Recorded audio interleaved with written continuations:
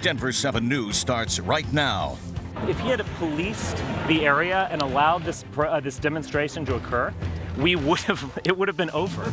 We would have left, we would have gone home, we probably wouldn't have come back. Now we'll never back down. Organizers of the white nationalist rally in Charlottesville are now promising they won't back down after a call to clear the streets yesterday. Good evening and thanks for joining us tonight. I'm Molly Hendrickson. I'm Mark Stewart, 5 o'clock in Denver. We have a lot to cover, including the storms moving through our area, but we do want to start in Charlottesville, where the violent rally over the weekend has really prompted a national conversation. That and counter-protests across the country, some of which turned violent. We came to stand with people who were very righteously standing up against, white supremacy. Love is going to win in the end, for one thing, and it means that this is the broader story. We just have to do that longer, deeper work. It means voting for people who support policies that dismantle white supremacy. And that message carries over to our city, where hundreds of people have been protesting at the state capitol now for hours. And we have live team coverage tonight with Denver7's Connor Wiss standing by with the history of white supremacy right here in Denver. Let's begin with Sally Mamdou, who's been with the protesters for the last few hours. And Sally, what is their message? Well, Mark and Molly, the rally just wrapped up about an hour ago. And let me tell you something, Mark. I've covered several rallies here in Denver, and this is one of the largest rallies I've covered, especially on a rainy day like today. Now, the rally started at City Park today and ended right here at the state capitol.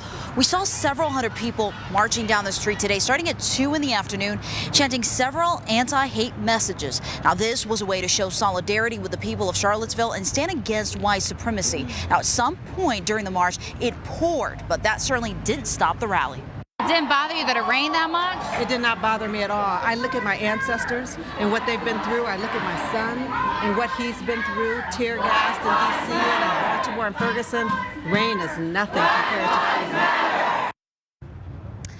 Now, coming up at 10, we'll take you through this march, and you'll hear from people from all walks of life on why they decided to march on such a stormy day. We are live from the state capitol. Sally Mamdou, Denver7. And certainly a lot of passion out there. And just hours ago, the White House released a statement clarifying the president's controversial remarks over the weekend on the violence. And in that statement, the president made reference to, quote, many sides in the chaos. Tonight, though, an unnamed spokesperson released this statement. Let's read it to you word for word. It reads, the president said very strongly in a statement yesterday that he condemns all forms of violence, bigotry, and hatred. And of course, that includes white supremacists, KKK, neo-Nazi, and all extremist groups. He called for national unity and bringing all Americans together. And earlier this morning, Senator Cory Gardner was on CNN talking about the president's response. Gardner said this is a time to lay blame and make a forceful statement against white supremacy. Take a listen.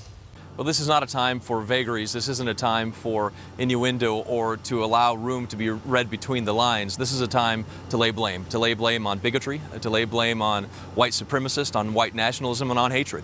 And that needs to be said. This president has done an incredible job of naming terrorism around the globe as evil, radical Islamic terrorism, whether it's in Europe or the Middle East. He has said and called it out time and time again, and this president needs to do exactly that today.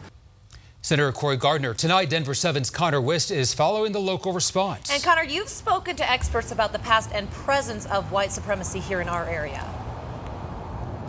That's right, and most of us feel very safe living here in Colorado, but there are some times right here in our community that have gone through some very violent points. That's including right here at the Capitol. January 20th, 1992. This scene exploded outside the Colorado State Capitol. Two opposing groups clashing against each other. This horrific and deadly scene just one day ago, as a speeding car slammed into a group of counter-protesters in Charlottesville, Virginia. White supremacy violence has not stopped to this day. Call it for what it is. It's hatred, it's bigotry. We don't want them in our base. They shouldn't be in a base. Today, U.S. Senator Cory Gardner responded to President Trump's response. We condemn on what happened in Charlottesville. He should use this opportunity today to say this is terrorism, this is domestic terrorism, this is white nationalism, and it has to stop. And I encourage the president to do so. The effects and reactions are rippling across the U.S. It does matter, and it does affect the whole fabric of our society. And things like this explode and people get killed. So we need to be very aware of what we're promoting. We connected with author Stephen Singular here in Denver. He wrote the book Talk to Death, about a group of white supremacists murdering KOA radio host Alan Berg. This was a very planned out, plotted assassination to make a very real social and political and ethnic statement, kind of brought into the forefront who these groups were, how they operated, and that they were out there and that they were actually dangerous. And we learned more today about the history of white supremacy right here in Colorado. Coming up, I'm going to take you to a local park that's a very different place than it is now from a very segregated community in Denver a little bit ago. Live in Denver, Connor Wist, Denver 7. Connor, thank you very much. And the reaction extends beyond the rally here in Denver. People in Lafayette are gathering later today to show their support for the victims of the violence in Charlottesville. I mean, this is not hard. There's two words that need to be said over and over again: domestic terrorism and white supremacy. That is exactly what we saw on display this weekend, and we just aren't seeing leadership from the White House. And that was the mayor of Charlottesville, Mike Signer, on CNN this morning, blaming President Trump for the violence in his city. He says he ran a campaign that attracted racist groups, and the president personally opted to not push back against them. He told Jake Tapper, quote, "Look at the intentional courting both on the one hand of all these white supremacists, white nationalist groups like that anti-Semitic groups, and then look at, on the other hand, the repeated failure to step up, condemn, denounce, silence." Now, Signer also said he feels this weekend is going to act as a turning point for this country. And we have continuing coverage online, including reactions from local politicians and all of the breaking details. Just head to thedenverchannel.com. All right, weather a big story tonight, the week ahead. We keep saying monsoon, but that's the season we are in. It is, but it looks like we're going to dry things out a little bit. So far tonight, though, we haven't. We had very strong storms earlier tonight, and we will see a little bit more heading our direction. So take a look at the radar as you see now. It has been pretty quiet here in between storms. So we have another one here coming out of the foothills that's pushing into Denver, so we'll have more rain once again within the next half hour or so. As these storms continue to come across, we'll hit Littleton and Aurora here within the next half hour to 45 minutes. So keep the umbrellas close at hand. You will need them. And all of this moisture coming across, hitting not only C-470, but also I-25 in the next little bit as well. So the first round of storms has pushed all the way off toward Deer Trail, back toward Elizabeth, just to the east of there, and off to the north, just a few light sprinkles. But we'll talk more about our chances for rain into the upcoming week in just a few minutes. All right, Stacey, thank you. And we're learning someone intentionally set fire to the historic Windsor Mill landmark, and now the search is on to find the arsonist there. The mill was undergoing a multi-million-dollar renovation. It was set to open in just a few months when it went up in flames just 1 week ago today. And Denver7's Amanda Del Castillo was up north for us. She spoke with neighbors who are concerned an arsonist is living amongst them.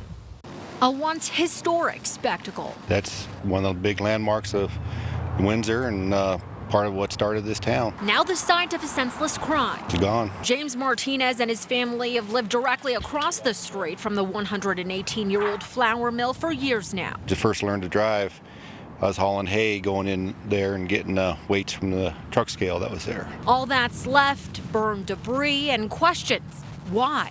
How? The team has determined this fire was an intentionally set fire. The person or people responsible causing millions of dollars in damage. Sad day for Windsor. And the motive, unknown. You never know why somebody does something like this.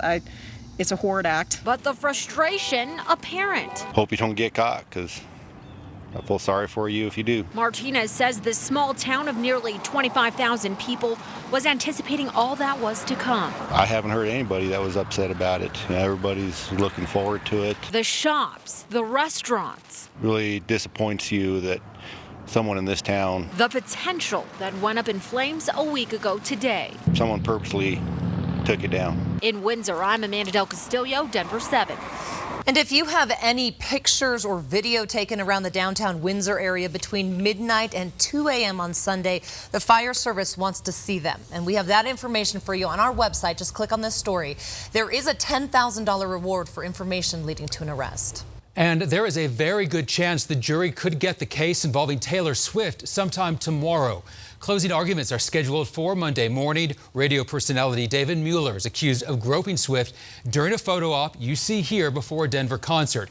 He sued her, saying she was responsible for his firing. But on Friday, the judge threw out that part of the lawsuit, saying there wasn't enough evidence. Swift is suing back for assault and battery, asking for just $1 in damages. Also happening tomorrow, a group of law professors and immigration attorneys is sending a letter to President Trump urging him to keep the DACA program. And we've told you about the local efforts to protect hundreds of thousands of young immigrants from deportation. And this is just the latest attempt to protect the Obama-era rule. The group says the president can use discretion to give certain immigrants temporary protections. The Trump administration hasn't decided what to do with the program. We have some encouraging news for the Denver police officer hit by a motorcycle during the Colorado Classic bike race. Tonight, we are told he should recover. Police tell us the officer tried to stop four motorcyclists, that is, on the road near Spear and Zuni along the race route. Security footage shows him down on the ground as another officer checks on him. One witness telling us he couldn't believe what he saw. I saw a crowd surrounding somebody. So when I went there, I saw a cop lying on the floor. He was trying to control the traffic because there was a bicycle race going on over here. Again, good news. The officer is still recovering, and doctors say he should be okay.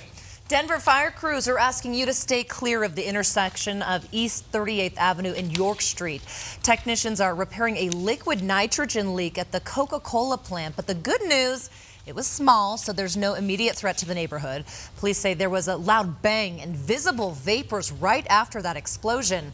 The damage, though, is minimal. All right, we have a heads up for your morning commute. CDOT is doing some work on the bridges and some of the lanes along I-70. This is going on between 32nd and 44th Avenues. There will be some lane closures overnight, so do be on the lookout for that. Pilots and maintenance teams from the Air National Guard are back in Colorado. They've been in Japan, all part of an effort to keep the peace in the Pacific that includes the tension in North Korea. In June, Denver7 took you to Okinawa to show you members of the Colorado Air National Guard's 140th Air Wing on the job as they fly those F-16 jets. A new abortion law worrying a lot of people about the future of one state. Plus, people calling for justice after a daycare worker leaves a child in a hot car. And changing the conversation when it comes to North Korea, what one diplomat is trying to do.